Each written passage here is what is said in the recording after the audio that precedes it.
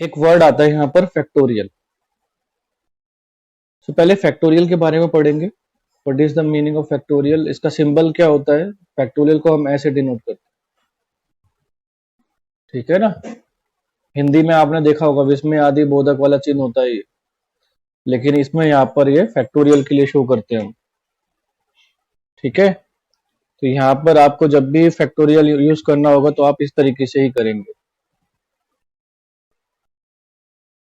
इसके बाद आप क्या करेंगे, यहाँ पर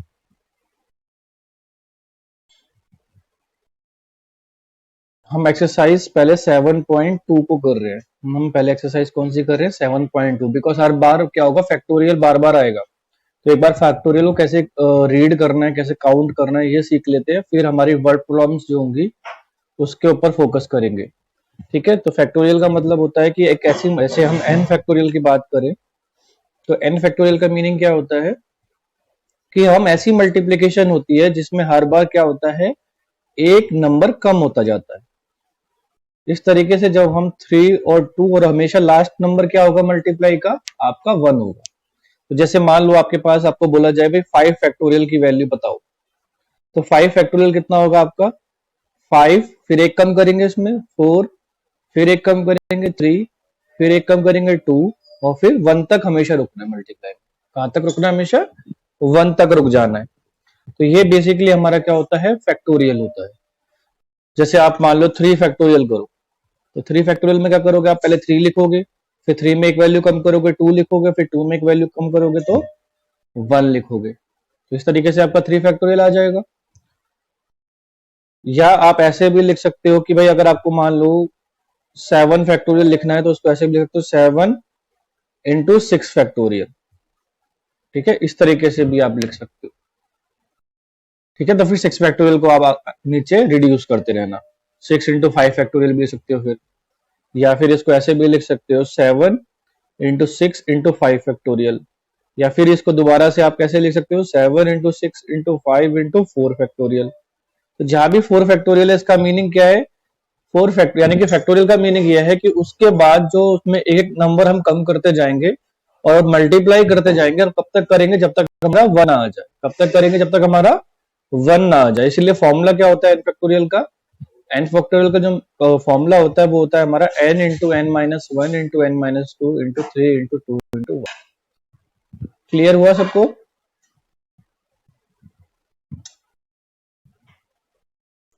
क्लियर हुआ भाई सभी को। एन फैक्टोरियल का फॉर्मूला क्या होता है, एक ऐसा मल्टीप्लीकेशन जिसमें आप, वेरी गुड, निखिल को समझ में आ गया, खुशबू को समझ में आ गया, वेरी गुड, जिसमें आप हर बार एक नंबर कम करते जाएंगे और हमें वहां तक छोड़ना है, लास्ट में 3 टू 1 तक आना है। अब यहाँ पे एक ब्यूटीफुल कंसेप्ट है कि वैल्यू ऑफ 0 फैक्टोरियल क्या होगी। भाई सबको पता है 1 फैक्टोरियल 2 फैक्टोरियल की वैल्यू निकाल लोगे, लेकिन 0 फैक्टोरियल कितना होगा, रिप्लाई करिए, 0 फैक्टोरियल की वैल्यू क्या आएगी, रिप्लाई करिए बच्चों। आपका जो मन करता है वो लिख सकते हैं, ऐसा कोई सोचने की जरूरत नहीं है। आपका जो मन कर रहा है, 0 फैक्टोरियल की वैल्यू मैंने आपसे पूछी है कि बताइए 0 फैक्टोरियल का जो वैल्यू होगा वो क्या होगा। हाँ, सभी students, Deepanshu, Khushboo, Neha Yadav, all of students are saying that value of 0 factorial is equal to 0। बेटा यहाँ पर देखिए, यहाँ पर ही एक सरप्राइजिंग आंसर है कि जो आंसर होता है 0 फैक्टोरियल का वो होता है हमेशा 1 होता है। 0 फैक्टोरियल का आंसर क्या होता है, 1 होता है। अब यहाँ पर आप कहोगे हाउ इज इट पॉसिबल कि 0 फैक्टोरियल का आंसर 1 कैसे हो सकता है। तो चलिए इस बात को और देखते हैं कि कैसे 0 फैक्टोरियल की जो वैल्यू होती है वो 1 होती है। सरप्राइजिंग है ना आपके लिए यहाँ पर कि 0 फैक्टोरियल की वैल्यू 1 कैसे हो गई। तो यहाँ पर देखते हैं कि 0 फैक्टोरियल की वैल्यू 1 क्यों होती है, ठीक है। 0 factorial is not equal to 0, 0 factorial is equal to 1। तो how it will be equal to 0। So now 0 factorial को हम कैसे लिखेंगे, देखो हमारा फॉर्मूला क्या है, n factorial is equal to n into n minus 1 factorial, ठीक है ना। एक कम पर आप फैक्टोरियल छोड़ सकते हो, अंडरस्टूड है कि वो नीचे कहां तक रिड्यूस होगा, वो 1 तक ही रिड्यूस होगा। अब इस फॉर्मूले में अगर आप वैल्यू पुट करते हो n की 1, LHS में भी और RHS में, आपने क्या पुट करी वैल्यू, n की 1 पुट करी, तो आपके पास यहां आएगा 1 फैक्टोरियल, यहां भी हो जाएगा 1, इंटू 1 माइनस 1 फैक्टोरियल। ठीक है, तो now 1 factorial is equal to 1, 1 factorial 1 के बराबर ही होता है। और यहां पर कितना आया आपके पास 1 इंटू 0 फैक्टोरियल। तो यानी कि वो आपके पास क्या वैल्यू है कि 0 फैक्टोरियल इज इक्वल टू 1। कैसे प्रूफ आया इसका? 0 factorial is equal to 1। Clear हुआ सभी को कि how the value of 0 factorial is equal to 1। 0 factorial की वैल्यू 1 क्यों होती है? क्लियर हुआ सभी को? ओके, सो काफी इंटरेस्टिंग कंसेप्ट है कि भाई हाँ, 0 फैक्टोरियल 1 के कैसे इक्वल हो सकता है, कई बार मन में आता है, तो इसलिए मैंने प्रूफ भी साथ में दिया है आपको कि ये जो बात है आपको हमेशा टेक्निकली समझ में आ जाए कि 0 फैक्टोरियल की वैल्यू 1 के इक्वल क्यों होती है। नेक्स्ट क्या करेंगे हम इसमें? नेक्स्ट अब हम एक्सरसाइज 7.2 के क्वेश्चन से स्टार्ट करते हैं। ठीक है, this is our page number 1 of today's class. ठीक है, अब हम करेंगे पेज नंबर 2 से स्टार्ट करेंगे। तो पेज नंबर 2 में हमारा क्वेश्चन नंबर फर्स्ट है, इवेल्युएट। एक्सरसाइज 7.2 कर रहे बेटा हम, और क्वेश्चन नंबर फर्स्ट है हमारा कि इवेल्युएट 8 फैक्टोरियल हमको बोला गया। ठीक है, बहुत आसान क्वेश्चन है। इसके 3 पार्ट हैं। फर्स्ट पार्ट ये है, सेकंड पार्ट आपके पास 4 फैक्टोरियल दिया हुआ है, और थर्ड पार्ट आपको इसमें 3 फैक्टोरियल दिया हुआ है। ठीक है, तो पहले हम फर्स्ट पार्ट निकालेंगे कि 8 फैक्टोरियल की वैल्यू क्या आएगी। एक्सरसाइज 7.1 बेटा, उसमें क्या होगा, आपका फैक्टोरियल यूज होने वाला है। तो पहले हम फैक्टोरियल को समझ लेते हैं ना, फिर एक्सरसाइज 7.1 कर लेंगे। ठीक है ना, क्योंकि कैलकुलेशन में बार बार फैक्टोरियल आएगा, तो इसलिए पहले एक बार फैक्टोरियल को अच्छे से कर लेते हैं, और फिर हम अपना जोन सी एक्सरसाइज कहोगे वो करना शुरू कर देंगे। ठीक है, क्लियर है भाई सभी को? मैंने बताया भी था आपको पहले कि जो ओके ओके प्रिंस बेटा। So now 8 factorial means 8 factorial is equal to 8 into 7 into 6 into 5 into 4 into 3 into 2। कब तक खत्म करना है, कब तक रिड्यूस करना है उसको? जब तक वैल्यू 1 ना आ जाए। जब तक वैल्यू क्या हो जाए? 1 नहीं आ जाती। तो इस तरीके से करेंगे। अब ना इसकी मल्टीप्लाई करना है हमें बस, और कुछ नहीं करना। सो हम मल्टीप्लाई करके चेक करेंगे कि इसका आंसर कितना आ रहा है। तो यहां पर अब हम इसकी मल्टीप्लाई शुरू करते हैं। तो देखिए हमारा क्या बनेगा आंसर। तो यहां पर हमारा बताइए क्या मल्टीप्लाई करके आंसर आना चाहिए।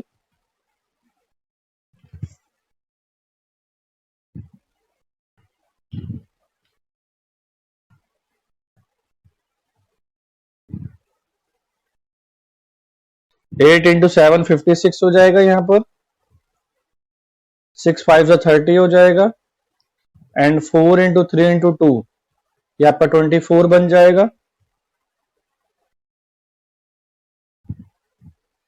ठीक है ना, तो यहां पर अगर हम और मल्टीप्लाई करें इसको, टोटल आंसर हमारा बन जाएगा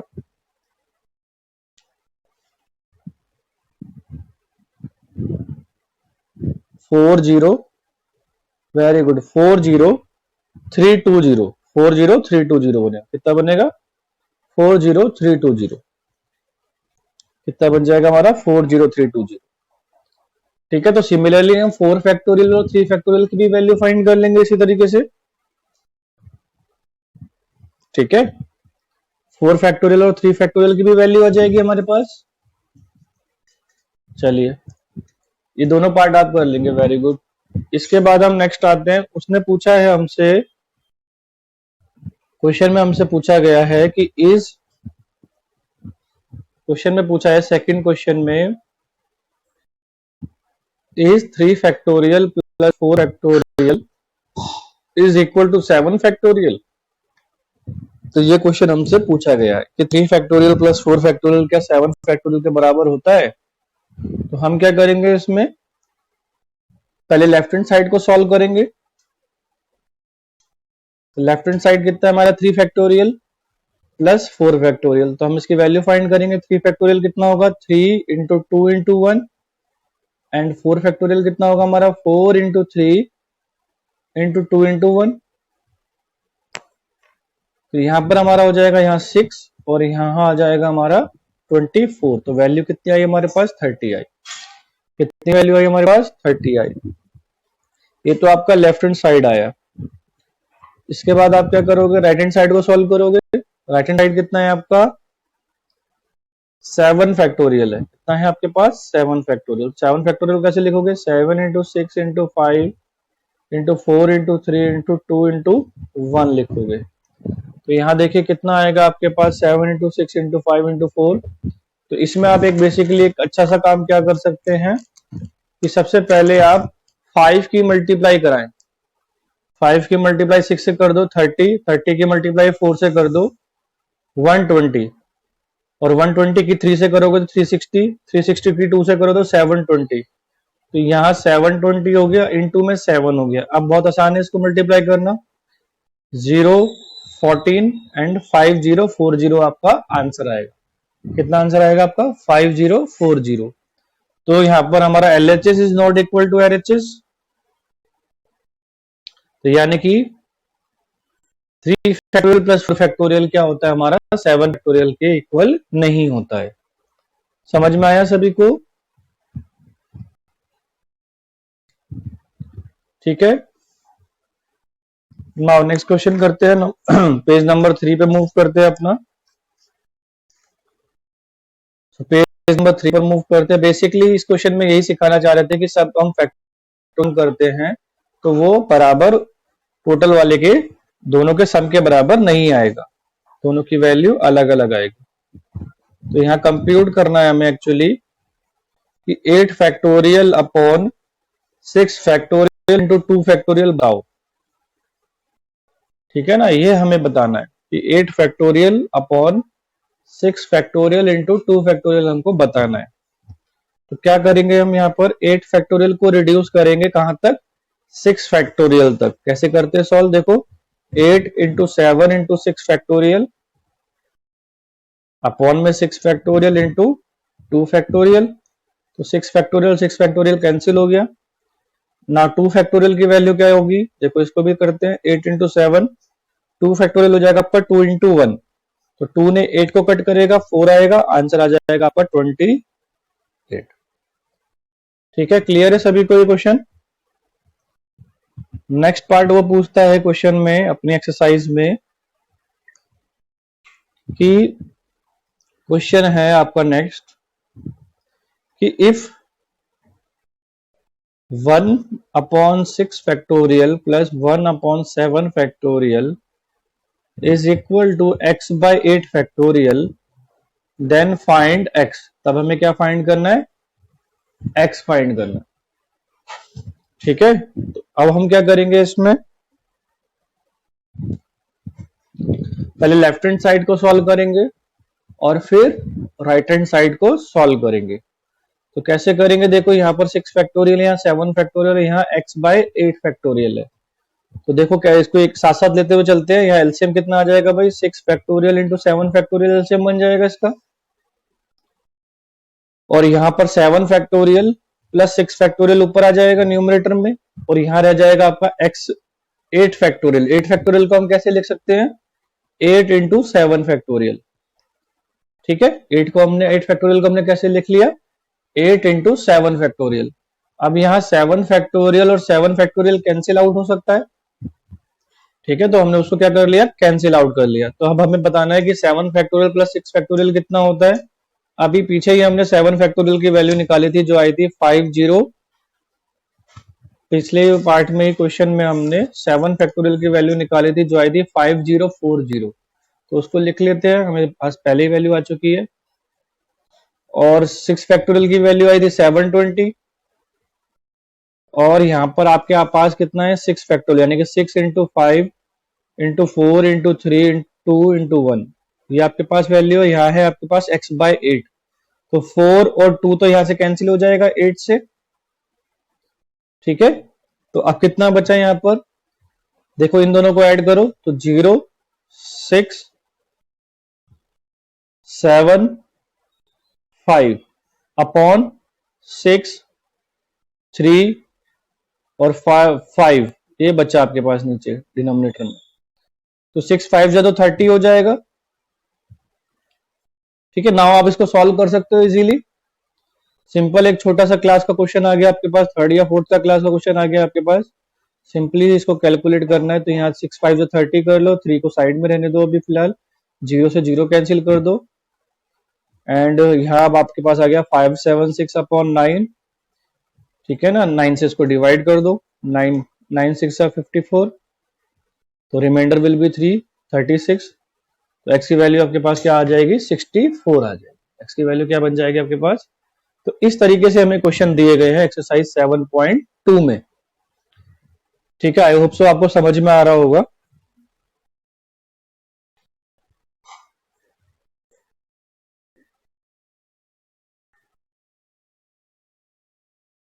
तो ये हमारा लास्ट क्वेश्चन है एक्सरसाइज 7.2 का। तो कैसे करेंगे इसको, देखो हमें दो पार्ट निकालने को बोला है और एक वैल्यू दी हुई है n factorial upon n minus r factorial. बहुत सिंपल है। तो पहले फर्स्ट पार्ट देखिए हम कैसे करेंगे इसको, कि हमारे पास जो n फैक्टोरियल दिया हुआ है यानी कि 6 फैक्टोरियल दिया हुआ है उसको ऊपर लिखेंगे। फिर डिनोमिनेटर में आएंगे हम। डिनोमिनेटर में क्या करना है, 6 माइनस 2 फैक्टोरियल करना है। कितना करना है, 6 माइनस 2 फैक्टोरियल। तो कितना बन गया, 6 फैक्टोरियल अपॉन 4 फैक्टोरियल। बेटा माइक ऑफ कीजिए अपना, प्लीज माइक ऑफ कर लीजिए बेटा। तो यहाँ पर 6 इंटू 5 इंटू 4 फैक्टोरियल तक रिड्यूस करना है जहां तक डिनोमिनेटर दिया हुआ है। तो अब देखिए 4 फैक्टोरियल कैंसिल हो जाएगा और यहाँ पर आपकी वैल्यू आ जाएगी 30।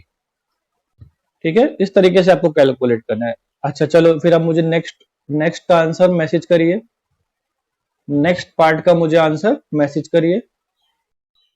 क्या सपोज करा कि हमें लखनऊ से दिल्ली जाना है और दिल्ली से फिर हरियाणा जाना है। ये हमारा क्या टॉपिक है, फंडामेंटल प्रिंसिपल ऑफ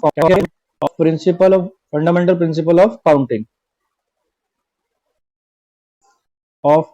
इस तरीके से हम, एक ने कहा 7 वेज हो गए, तो अभी बताते 7 कैसे हुए, और अभी बताता हूँ आपको 7 होते हैं या उससे ज्यादा होते हैं। देखिए वेट करिए। हमने क्या करा, लखनऊ से हमें हरियाणा जाना था, तो लखनऊ से दिल्ली एक बीच में स्टॉप आया। तो लखनऊ से दिल्ली हम बाय एयर भी जा सकते हैं, लखनऊ से दिल्ली हम बाय रेल भी जा सकते हैं, लखनऊ से दिल्ली हम बाय बस भी जा सकते हैं, और लखनऊ से दिल्ली हम बाय कार भी जा सकते हैं। देन हमने क्या करा, दिल्ली से हमें हरियाणा जाना था, तो दिल्ली से फिर हम रेल चले गए या बस से या कार से, जब हम आ रहे थे तो हमने रूट कर लिया। तो यहाँ देखिए पहले आप एयर से जा रहे थे, तो एयर के साथ आपके पास कितने तरीके बन रहे हैं, देखो एयर के साथ पेयर बनाओ, एयर देन रेल, एक रास्ता हो गया, एक तरीका हो गया ये। बेटा जिसका भी माइक ऑन है वो ऑफ कर दीजिए। वेरी गुड, पूजा का बिल्कुल करेक्ट आंसर है कि हमारे पास कितने आंसर आएंगे, 12 वेज आएंगे।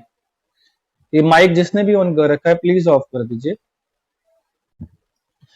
अच्छा यहाँ पर देखिए बाय एयर आप जा रहे थे, तो एयर के साथ रेल, तो यानी कि एक रास्ता हुआ, एक तरीका हुआ आपका पहुंचने का। फिर बाय एयर आप जा रहे हैं तो फिर बाय बस, ये दूसरा तरीका हुआ। फिर बाय एयर जा रहे हैं तो बाय कार, यानी कि एक के साथ आपको आगे कितने मिल रहे हैं, 3। तो यानी कि हर एक के साथ 3-3 रास्ते बन रहे हैं। एयर, रेल और बस और कार के साथ 3-3 रास्ते मिल रहे हैं आपको, और 4 तरीके ही है। तो कितने कितने वेज हो जाएंगे आपके पास, लखनऊ से हरियाणा पहुंचने के 12 वेज आपके पास आ जाएंगे। आ जाएंगे नहीं आ जाएंगे, एयर से रेल, एयर से बस, एयर से कार, 3 तो ये हो गए। रेल से रेल, रेल से बस, रेल से कार, 3 तरीके हो गए। बस से रेल, बस से बस, बस से कार, 3 ये हो गए। और कार से रेल, कार से बस और कार से कार, 3 तरीके हो गए। टोटल हमारे पास कितने, 12 वेज हो जाएंगे। तो इसी को हम कहते हैं फंडामेंटल प्रिंसिपल ऑफ काउंटिंग। इसको हम क्या कहते हैं, अपना फंडामेंटल, यानी कि अगर हमें देखना है कि हमारे पास कितने ऑल्टरनेट रूट्स बैठते हैं, तो इस तरीके से हम उसका रूट्स को निकाल सकते हैं। कि सबसे पहले हम देखेंगे उसमें कि हमारे पास स्टार्टिंग में कितने वेज हैं, और फिर एक स्टॉप बाद, एक जगह बाद हमारे पास कितने वेज आ जाएंगे। ठीक है ना, तो इसी फंडामेंटल प्रिंसिपल ऑफ काउंटिंग को बेस लेते हुए हम अपनी एक्सरसाइज 7.1 को यूज करेंगे। ठीक है, एक्सरसाइज 7.1 को हम यूज करेंगे, जिसमें हम इस कंसेप्ट को देखेंगे। जैसे मान लो आपसे ये पूछा जाए कि आपको 3 डिजिट का नंबर बनाना है, आपसे क्या बोला जाए, आपसे ये बोला जाए 3 डिजिट का नंबर बनाना है आपको, जिसमें कोई भी रिपीटेशन नहीं होनी चाहिए, किसी भी नंबर की विदाउट रिपीटेशन बनाना है, विदाउट रिपीटेशन। तो देखो हम इस फंडामेंटल प्रिंसिपल ऑफ कॉन्सेप्ट को कैसे, प्रिंसिपल ऑफ काउंटिंग को कैसे यूज करते हैं, कि जैसे मान लो मैंने बोला भाई आपके पास जो डिजिट है वो रहेंगे 1 to 6। क्या डिजिट रहेंगे आपके पास? 1 to 6। और कोई भी डिजिट जो है एक बार आने के बाद रिपीट नहीं होगा। तो पहले वाले नंबर के लिए हमारे पास कितने चॉइस रहेंगे? पूरे 6 के 6 नंबर हमारे पास चॉइस रहेंगे। इसके बाद हमारे पास एक नंबर हमारा फिक्स हो जाएगा, बिकॉज रिपीट हम नहीं कर सकते हैं। तो एक नंबर हमारे पास फिक्स हो जाएगा, तो यहाँ पर कितने चॉइस बचेंगी? 5 चॉइस बचेंगी। और उसके बाद हमारे पास यहाँ एक नंबर और फिक्स हो जाएगा, तो फिर कितनी हमारे पास चॉइस बचेंगी? 4 चॉइस बचेंगी। तो यानी कि हम कितने नंबर्स बना सकते हैं?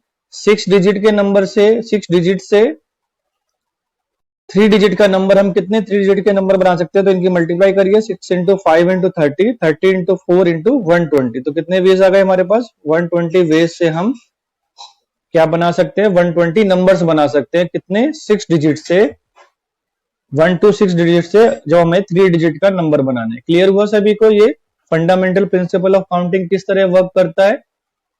समझ में आया आपको ये?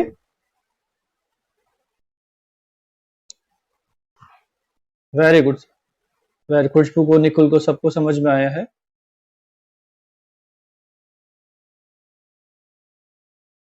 कि हाउ मेनी 3 डिजिट नंबर आपको बनाना है। ये आपका एक्सरसाइज 7.1 का फर्स्ट क्वेश्चन है, क्वेश्चन नंबर 1 है, जिसमें हम अपना फंडामेंटल प्रिंसिपल ऑफ काउंटिंग को यूज करेंगे। तो सबसे पहले हमें क्या करना है? 3 डिजिट का नंबर बनाना है। डिजिट क्या है हमारे पास? 1 2 3 4 एंड 5 है। तो 3 डिजिट के लिए पहला हमारा क्या है? Repetition is allowed.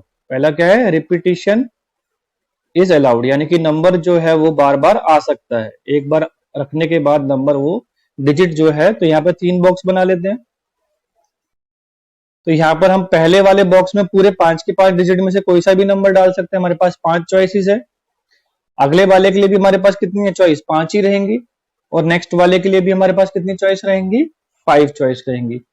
तो हम इसको ऐसे लिखेंगे बेटा, तो देयरफॉर हमारे पास कितनी चॉइस हो जाएंगी? 1 to 5 वेज हो जाएंगे, 125 वेज हो जाएंगे जब रिपीटेशन अलाउड होगी। सेकंड केस करते हैं हम इसका, when repetition is not allowed, when repetition is not allowed. तो जब रिपीटेशन इज नॉट अलाउड के बारे में बोला है, तब भी हम 3 डिजिट बनाएंगे, 3 बॉक्स बनाएंगे। देखो पहले वाले में हम कितने डाल सकते हैं? 5 डाल सकते हैं। यहाँ एक फिक्स हो जाएगा। एक फिक्स होने का मतलब क्या है? यहाँ पर 4 आपके पास चॉइस बचेगी, और उसके बाद यहाँ पर 3, तो कितने हो जाएंगे आपके पास? 60 वेज हो जाएंगे।